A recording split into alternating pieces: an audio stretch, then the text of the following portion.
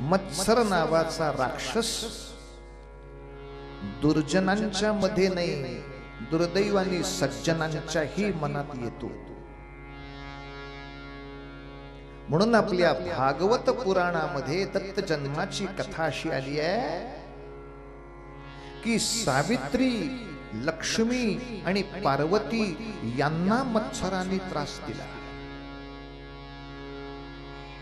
नारद मुनी जेव्हा ब्रह्मलोकामध्ये गेले होते तेव्हा या तीनही देवी त्या नारदांना भेटल्या. साधी माणसं नव्हे, ही देवता. आणि या तिघींनी प्रश्न असा विचारला भागवत पुराण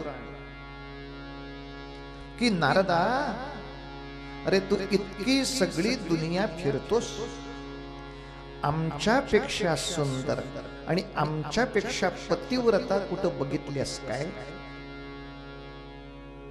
नारद मुनी म्हणतात, माते, कारण सावित्री त्यांची माता, ब्रह्मदेवाचे मानसपुत्र आहेत नारद. नारद म्हणतायत, माते, सौंदर्याचे काही मापदंड ठरले आहेत, त्या मापदंडावरनं ठरवता येईल हे कमी सुंदर आहेत, हे जास्त सुंदर आहेत. पण तुमचा प्रश्न आहे, आमच्यापेक्षा पतिव्रता म्हणजे पातिव्रत्यामध्ये टक्केवारी असते का? या 60% पतिव्रता आहेत, या पुढच्या 70% आहेत, यांना 80% पातिव्रत्य जमलंय. असं जमतं का? पतिव्रता या शब्दाचा अर्थ 100% असेल तीच पतिव्रता. आणि सगळ्यांना 100% गुण असतील तर याच्यापेक्षा मोठी पतिव्रता असं कसं असेल? पातिव्रत्य हा सत्वगुण आहे, पण सत्वगुणाचा मत्सर अहंकार. सावित्री, लक्ष्मी, पार्वती सारख्या देवता विचारतायत, नारदा, आमच्यापेक्षा कोणी पतिव्रता आहे का? मत्सर. मग नारद म्हणाले, आता पेटवतो आग. मग नारदांनी सांगितलं, अत्री ऋषींची पत्नी जिचं नाव आहे अनुसूया, ती एवढी मोठी पतिव्रता आहे की तुमच्या तिघींच्या पुतळ्या करून तिनं डाव्या पायात बांधल्या आहेत. तुमच्या तिघींच्या पुतळ्या उजव्या पायात बांधाव्यात इतकी सुद्धा तुम्ही योग्यतेचे नाही, डाव्या पायात बांधल्या, डाव्या. असं सांगितल्यावर त्या तिघींचं टाळका असं चढलं. नारद निघाले, काम झालं. आणि या तिघींनी आपल्या नवऱ्यांना सांगितलं, ब्रह्मा, विष्णू, महेशांना काय सांगितलं? अनुसूयेकडे जा आणि तिचं पातिव्रत्य नष्ट होईल असं काही करा. मला सांगा, तिचं पातिव्रत्य नष्ट करायला माझा नवरा गेला, एखाद्या वेळी तिचं पातिव्रत्य नष्ट होईलही, पण यात माझ्या नवऱ्याचं पत्नीव्रत नष्ट होईल का नाही?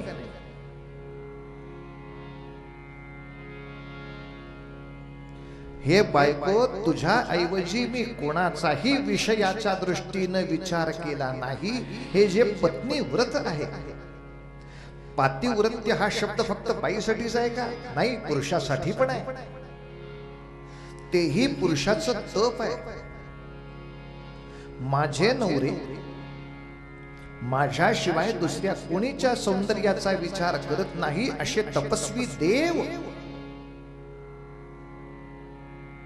अनुसूयेचं जेव्हा वाटोळं होईल तेव्हा तुझ्या नवऱ्याचं काय झालं असेल? पण मत्सर हेच तर करतो, दुसऱ्याच्या नुकसानीचा विचार करताना स्वतःचं नुकसान किती होतं याचा विचारच करू देत नाही. तोच तो मच्छर नावाचा किडा. आणि हे तिघ जण भिक्षेकऱ्याच्या रूपात गेले. भिक्षा मागितली अनुसूयेला.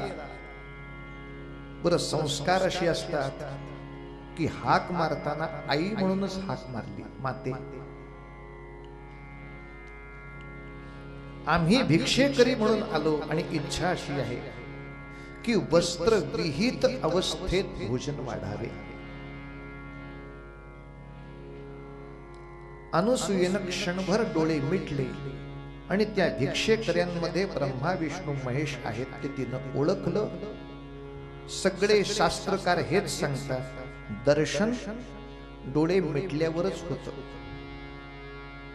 उघड्या डोळ्याने दिसतं ते दृश्य, आत काय आहे हे दर्शन मिटल्या डोळ्यांनीच घेतलं जातं ध्यान धारणेच्या वेळी. अनुसूयेचं तप असं आहे की डोळे मिटून तिनं ओळखलं काय प्रकरण आहे.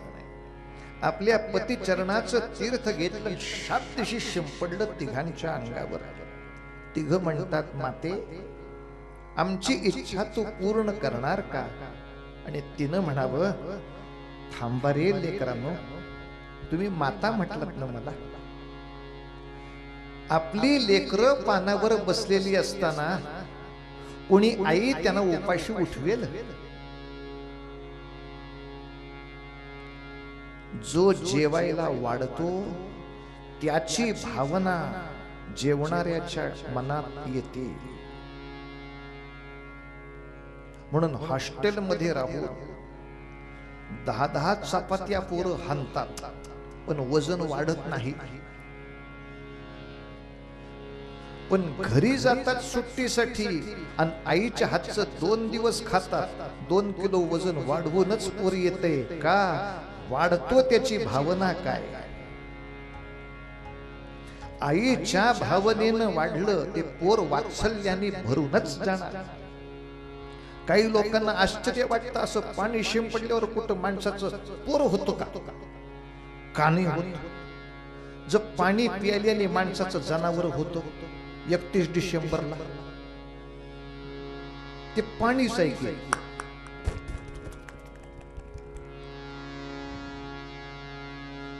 माणूस संपतो का नाही आपला? जनावर तयार होते, चिखलात पडत. डुकराला कमी आनंद एवढा ह्याला आनंद यायला लागतो, काय मऊ लागते चिकन.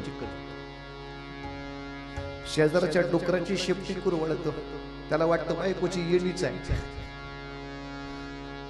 डुकराशीच बोलतो, काय गो आज वेणी घातली नाहीस का काय? डुक्कर म्हणतं, गप्पा मारायला बरं 31 तारखेला हेच. एका वाईट पाण्यानं माणसाचं जर जनावर होऊ शकतं, तर पवित्र पाण्याने माणसाचं लहान मुला इतकं पवित्र मन का नाही होऊ शकत? तो अनुसूयेच्या पाण्याचा, अनुसूयाच्या तपश्चर्येचा प्रभाव. 3ही बालक झाली. या 3 जणी वाट बघतायत. नवरे दिवे लावून आले की दिवे ओवाळू, आणि नवरे आलेच नाही. आला तो ब्रह्मचारी नारद मुनी. त्या 3 विचारतात, नारदा आमच्या नवऱ्याला बघितलंस का? नारद म्हणले, बघितलं. कसे आहेत? असू नयेत असे आहेत. म्हणजे 3 एवढी लेकरं झाली, एकाच्या अंगावर कपडे नाही, एकमेकाची नाक ओढत आहेत, केस ओढत आहेत, असं गोड आवाजात रडत आहेत.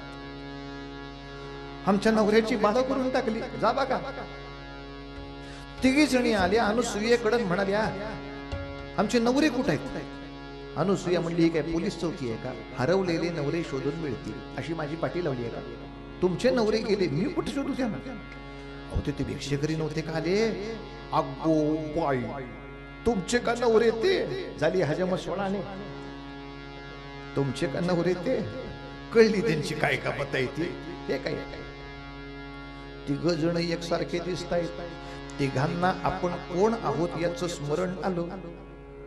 पण आता दिगंबर अवस्थेमध्ये 3 आपल्याच बायकांच्या समोर. दुसऱ्याचं वाईट करायला गेलं की काय होतंय? तिला वस्त्रविहीन करण्यासाठी गेलो, वस्त्रविहीन झालो आम्हीच. आणि जर मत्सराच्या पोटी चूक केली तर देवांनाही क्षमा नाही असं आमचं शास्त्र आहे.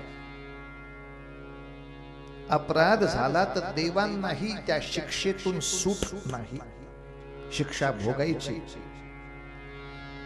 हे नको असेल तर तिथंच बायकोला सांगायला हवं होतं, बायको असं मूर्खासारखं म्हणू नको, तू मूर्खासारखं बोलली तर मी वागणार नाही. हे काही वेड्यासारखं अनुसूयेचं पातिव्रत्य कमी करा, हे करा ते करा. पातिव्रत्य हे काय मारामारी करायची गोष्ट आहे काय? बोलायचं होतंच की रे. पाहिजे तेव्हा पटर पटर पटर पटर बायकोशी बोलते आणि हवं तेव्हा बोलत नाही बायकोला. भोग त्याचं फळ. मग त्या तिघी जणी म्हणतात आता हे परत नवऱ्यासारखे कधी होणार? ते म्हणले तुम्ही पतिव्रताचा आहात, तुम्ही हात लावा, होतोय नवरा तयार. आता झाली पंचायत, तिघं दिसतायत एकसारखी. आता आपला नवरा म्हणून लक्ष्मीनं हात धरावा आणि शंकरच उभा राहावा म्हणजे आधी पंचायत. आता आपलं पातिव्रत्य आलं पंचायतीत. तिघी रडू लागल्या आणि म्हणाल्या नाही ग नवरा ओळखता येत नाही ग, ओळखता येत. अनुसूये आमचं पातिव्रत्य कमी पडते का? आणि अनुसूयेनं सांगावं नाही ग बाया, पातिव्रत्य नाही कमी पडत.